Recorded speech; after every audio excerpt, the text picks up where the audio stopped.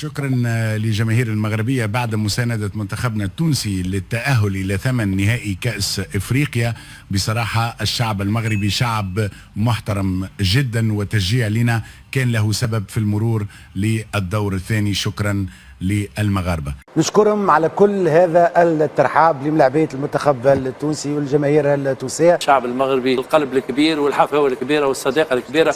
ريت كرة قدم محلاها معز، وقت اللي تحب تقرب الشعوب لبعضها وتحب الناس تعطي تصويره مزيانه برشا. انا تصوري قاعدين نشوفوا فيهم ما نجموا كان يكبروا العلاقه ما بيننا وبين شقانا المغاربه. حبيت نحييهم زاد كيف نضم صوتي لصوتك، كيف نحب نحييهم، يعطيهم الف صحه على الحفاوه الكبيره، وان شاء الله ربي معاهم. المغاربه ما يحبوني، يحبوا تونس. انا شخصيا مشيت قداش المناسبه المغرب، معناها تمشي اي واحد مغربي تسأله على حاجه يلوح اللي عنده ويجي معاك.